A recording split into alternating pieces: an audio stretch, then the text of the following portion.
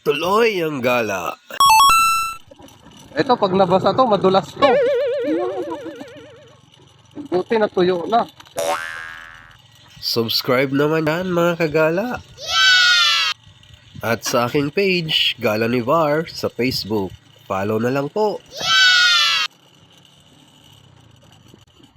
Kailangan talaga dito ang sakyan mo 4-wheel. Grabe naman talagang daanan dito mga. Ilang minuto na tayong nagbibiyahe, ganito pa rin ang daan. Palala ng palala.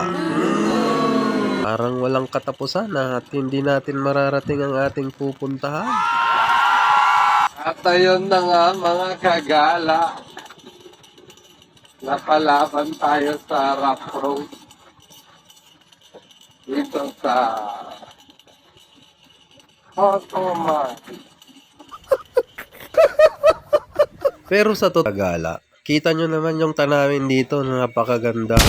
Napakagandang tanawin. Ang nagpalala lang talaga dito, yung kalsada eh. Ayos na sana mga kagala eh. Ano? Wala kang makikitang ganito sa Manila. Dito lang yan, sa Zambales. Sa totoo lang kagala, no? Mga kagala, napansin ko, konti lang yung mga nakakasalubong namin mga motor at sasakyan. Tricycle, yeah. What? Konti pa lang siguro ang nakakapunta doon sa sa Cotto Mine na mga riders na mga katulad natin. Pero dahil nga siguro sa ganito ang kalsada, alam na ng iba mga kagala, bihira ang nagpupunta sa Cotto Mine. Ayan, no?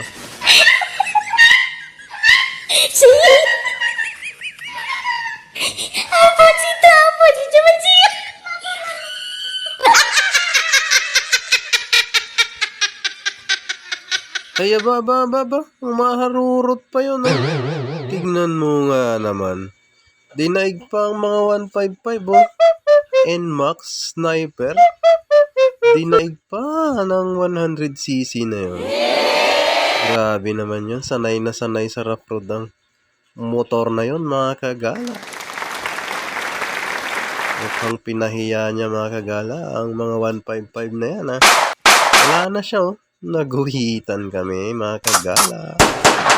Ayos yun, ha. Magpalit na kaya kami ng motor.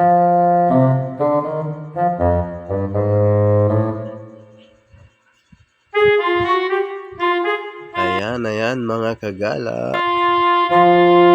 Papahinga muna tayo dito sa sa lilim ng mangga. Medyo pagod na ang mga kamay-kamay natin dyan mga kagala. Thanks for watching.